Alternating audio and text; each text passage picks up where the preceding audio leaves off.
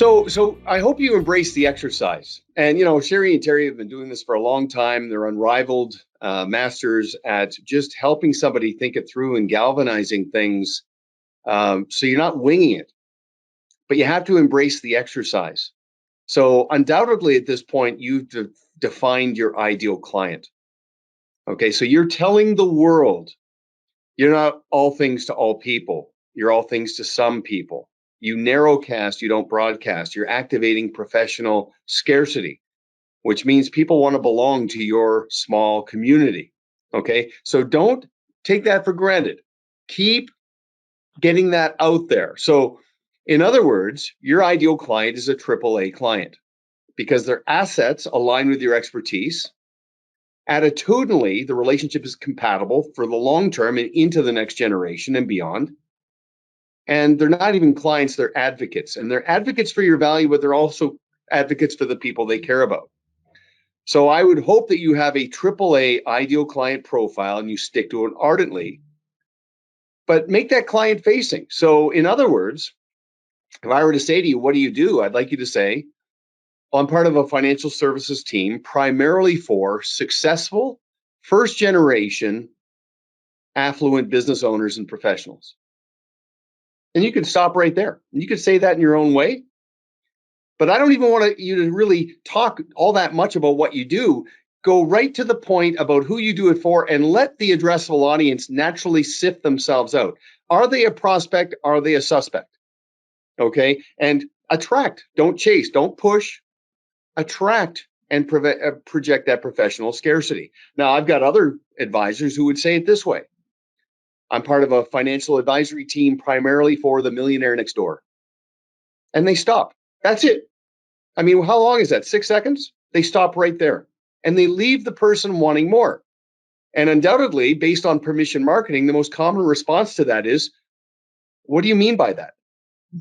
The millionaire next door. And now the advisor has permission to say, well, this gentleman in Georgia named Tom Stanley wrote this book, a real window on first generation self-made affluence. This is the proverbial 25-year overnight success story. Nobody gave them anything. That's our ideal client. That's who we work for or work with primarily.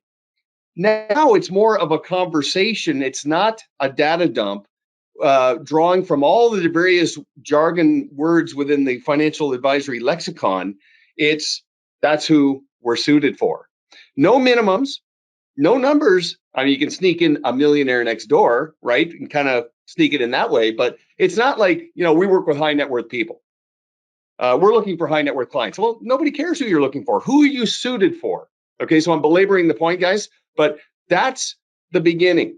Who is your ideal client? Tell the world and answer that question. Okay. To me, Duncan, too, that word primarily is extraordinarily important, because when you talk about who you can best help, as you just did, and you say primarily, I can best help, and then describe that so succinctly, you don't run the risk of somebody pigeonholing themselves like out of the equation because you left that word primarily in there. I just wanted to raise that point. To me, it's a really good point, and it covers all your bases. Well, and the other thing that I love that you add, because I've heard you say this a few times, Duncan, is just even when you throw in the words like a selective group or an exclusive group or a small group, because it's about that scarcity and that fit process and overlaying that. I love that, because we're not all things to all people. And that reads immediately when you use words like that. Well, and I think I might have even learned this from one of you, but conveying to the world that our goal isn't to see how big we can get, it's how small we can stay. Yeah. That is so attractive. And now, of course, in this era, this is so counterintuitive. How many teams now are we seeing who are growing down? They're telling their clients, hey, look, we made a decision to grow our business from 300 clients down to 100. So we can go deeper into the client experience. Oh my gosh, the impact that has. First question is, did I make the cut? Exactly. Second question is, after the sigh of relief, tell me more. Now, if I'm that client and I made the cut, I now know exactly who to introduce to you. Mm-hmm. You remove the mystery. So professional scarcity is a lost art. But yeah, that's the original. That's the first thing you need to tell the world. Who are you suited for? The second thing, in the value proposition is tell the world what it is your clients want your value to do for them. What does it, it's not what you do, it's what your value does. Mm-hmm. That's the distinction. That's the hook. That's what gets someone's attention.